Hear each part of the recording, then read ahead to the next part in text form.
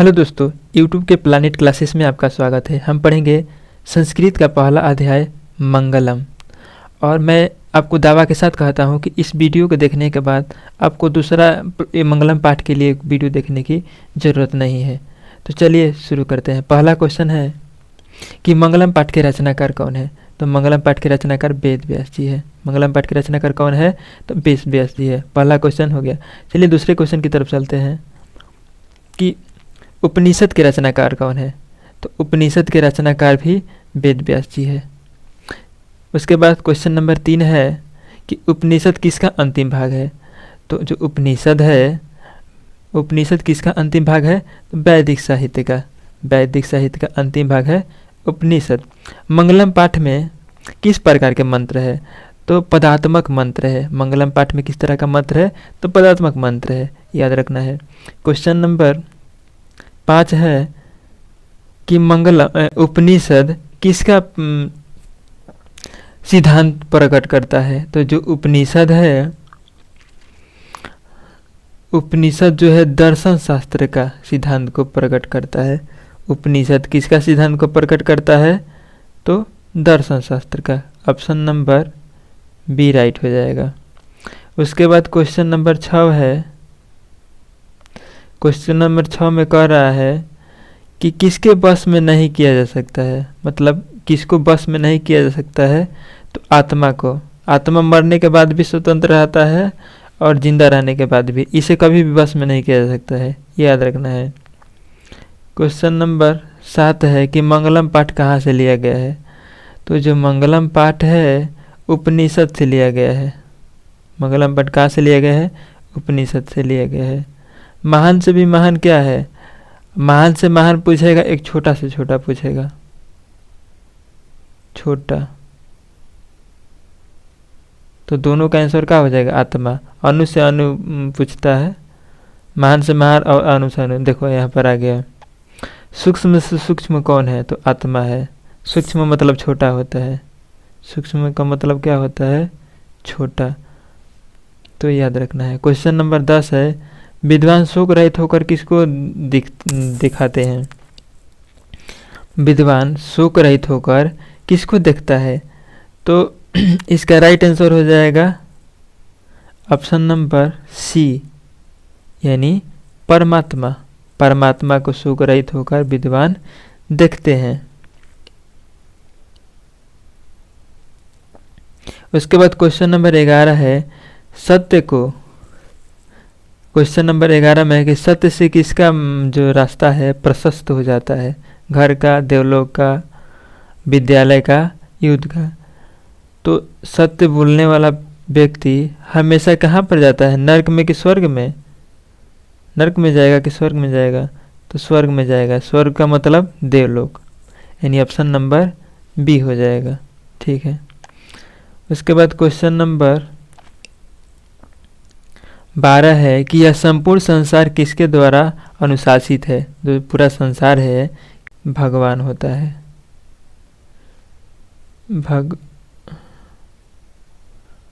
भगवान। ठीक है, इसका ऑप्शन नंबर बी हो जाएगा राइट आंसर। उसके बाद क्वेश्चन नंबर 13 है कि वेद हेमंत पुरुषम महानतम विद्या यानम मंत्र किस उपनिषद से लिया गया है। तो जो ये मंत्र है मंगलम पाठ का है और किस उपनिषद से लिया गया है? तो इसका राइट आंसर हो जाएगा आपका ऑप्शन नंबर बी, श्वेताश्वर उपनिषद से लिया गया है। क्वेश्चन नंबर 14 है कि अरोनियान महतो महियान मंत्र किस उपनिषद से संग्रहित है। तो इसका राइट आंसर हो जाएगा कठोपनिषद। कठोपनिषद से संग्रहित है अरोनियान। उसके बाद क्वेश्चन नंबर है 15 कि नदियाँ नाम और रूप को छोड़कर किस में मिल जाती है। तो नदियाँ नाम और रूप को समुद्र में मिल जाती है छोड़कर। देखो कोई भी नदी है, जब यहाँ से चलता है इसका नाम है गंगा नदी, धर्मवती नदी, या इस तरह के करके कोई बहुत सारी नदियाँ हैं, इसका अलग अलग नाम होता है। लेकिन जो नदियाँ यहीं समुद्र में जाकर यहाँ पर मिल जाती है तो इसका ना तो नाम पहचान में आता है ना ही रूप पहचान में आता है। इसलिए इसमें कहा गया है कि नदियाँ नाम और रूप को छोड़कर कहाँ मिल जाती है, तो समुद्र में। इसका ऑप्शन नंबर बी हो जाएगा, ए हो जाएगा, सॉरी, ऑप्शन नंबर ए समुद्र। उसके बाद है क्वेश्चन नंबर 16 कि किसके विजय नहीं होती है, तो असत्य जो झूठ बोलने वाला व्यक्ति होते हैं उसकी कभी भी जीत नहीं होती है, झूठे लोगों की। क्वेश्चन नंबर 17 है किसकी महिमा का गुणगान हुआ है, किनकी महिमा का गायन मतलब गुणगान, परमात्मा का कि आत्मा का, समुद्र का कि विद्वान का, किसकी महिमा का गुणगान होता है। तो इसका राइट आंसर हो जाएगा आपका डी परमात्मा। गुणगान मतलब पूजा, ठीक है ना, याद रखना है। और क्वेश्चन नंबर 18 है सबसे बड़ा खजाना क्या है, धन, विद्या, स्वर्ण, सत्य। सबसे बड़ा खजाना सत्य है, ऑप्शन नंबर डी, याद रखना। उसके बाद ईश्वर क्या है, तो ईश्वर सत्य है, सत्य है ईश्वर, ऑप्शन नंबर बी। उसके बाद ईशावास उपनिषद किसके विषय में कहा गया है, ईशावास उपनिषद किसके विषय में कहा गया, आत्मा के बारे में, परमात्मा के बारे में, मानव के बारे में या सत्य के बारे में। तो इसमें देखो सभी जगह इस सत्य की बात कही गई है, यानी ऑप्शन नंबर इसका डी हो जाएगा राइट आंसर, सत्य, डी। और क्वेश्चन नंबर 21 है कि कठोपनिषद में किसके बारे में कहा गया है, तो कठोपनिषद में मोक्ष के बारे में कहा गया है, मोक्ष प्राप्ति, ठीक है ना। और क्वेश्चन नंबर 22 है कि श्वेताश्वर निषद में किसके बारे में कहा गया है, तो देखो इसमें परमात्मा के बारे में कहा गया है और कठोपनिषद में मोक्ष के बारे में कहा गया है। तो दोनों को याद रखना है, कठोपनिषद जब ही पूछेगा तो मोक्ष, और ये जब पूछेगा श्वेताश्वर तो आत्मा के बारे में कहा गया है, सॉरी परमात्मा के बारे में कहा गया है, ऑप्शन नंबर ए परमात्मा के बारे में कहा गया है। और क्वेश्चन नंबर 23 है कि किसके प्रभाव से विद्वान शोक रहित होते हैं, धन, मन, इंद्रिया, ज्ञान। तो इसका राइट आंसर हो जाएगा बिल्कुल 100% सही हो जाएगा इंद्रिया, याद रखना। और क्वेश्चन नंबर 24 है सत्य मार्ग से विद्वान कहाँ जाते हैं, जो सत्य का रास्ता है उसे कहाँ जाते हैं, देवलोक में, यमलोक में, प्रलोक में कि पाताललोक में। तो जो सत्य बोलने वाला व्यक्ति होता है देवलोक में जाता है, यानी स्वर्ग में जाता है, स्वर्ग। उसके बाद क्वेश्चन नंबर 25 है कि कौन अपने नाम और रूप को छोड़कर समुद्र में मिल जाता है। तो हम पहले ही डील कर चुके हैं इस तरह का क्वेश्चन कि जो नदियाँ होती है अपने नाम और रूप को छोड़कर कहाँ पर मिल जाती है, तो समुद्र में मिल जाती है, समुद्र। अब क्वेश्चन नंबर 26 है कि साधक किसको पार करते हैं। सो साधक हैं तो किसको पार करेंगे, मृत्यु को ना, साधक यानी साधु कहा गया है, साधक किसको पार करेंगे, तो मृत्यु को। उसके बाद क्वेश्चन नंबर 27 है कि सत्य धर्म के हटा दो। 27 में ये क्वेश्चन कह रहा है आपसे कि सत्य धर्म के लिए किसको हटा दे, आवरण को, सत्य को, असत्य को, मतलब असत्य, असत्य कि हिरणमय पात्र को। तो इसका राइट आंसर हो जाएगा हिरणमय पात्र को।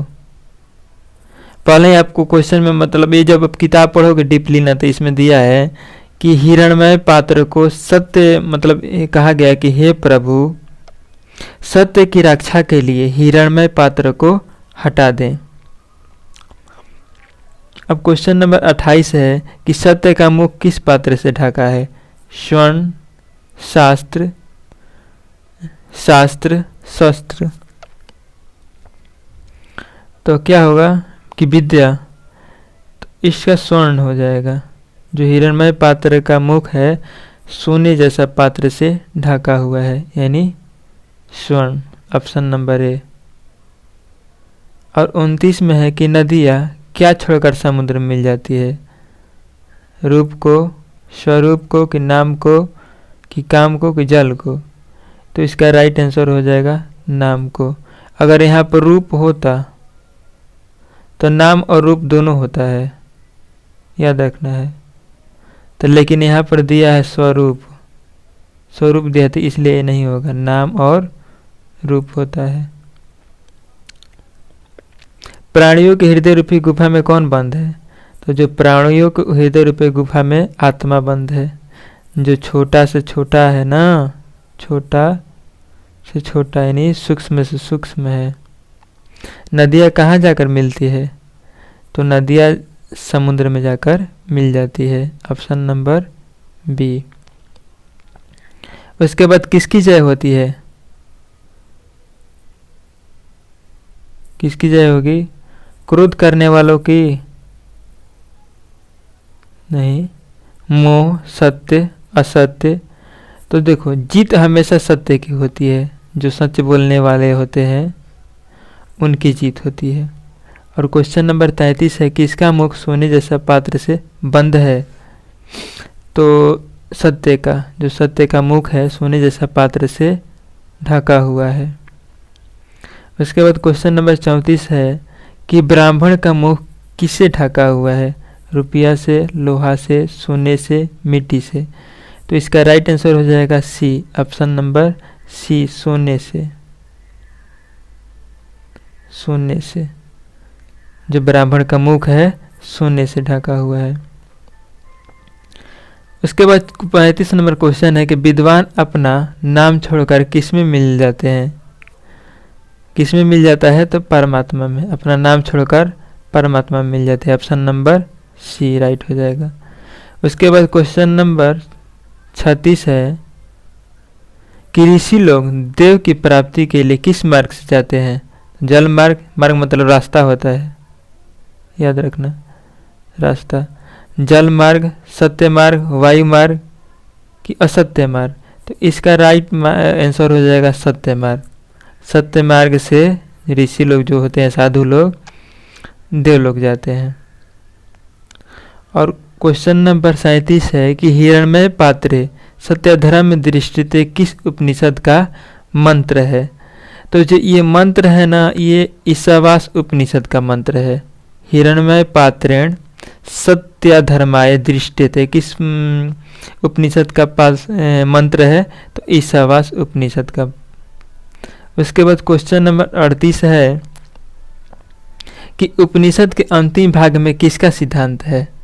तो कुछ उपनिषद के अंतिम भाग में ये आपका दर्शन शास्त्र का सिद्धांत है, ऑप्शन नंबर ए बिल्कुल सही हो जाएगा। उसके बाद क्वेश्चन नंबर 39 है कि आदित्य का पर्यायवाची होगा। देखो पर्यायवाची मतलब उससे मिलता जुलता, सामान्य। देखो आदि किसे कहा गया है? आदित्य कहा गया है सूर्य को, सूर्य को कहा गया है। और इन्हें प्रभाकर भी कहा जाता है, प्रभाकर, दिनकर, इन्हीं का नाम है। तो ऑप्शन नंबर सी हो जाएगा राइट आंसर। तो चलिए दोस्तों, आशा करता हूँ कि आप लोगों को ये क्वेश्चन समझ में आए होंगे। और इस वीडियो का, अगर आप इस क्वेश्चन का PDF चाहते हैं तो टेलीग्राम में आप ज्वाइन हो जाइए, इसका डिस्क्रिप्शन में लिंक दिया हुआ है। चलिए, थैंक यू।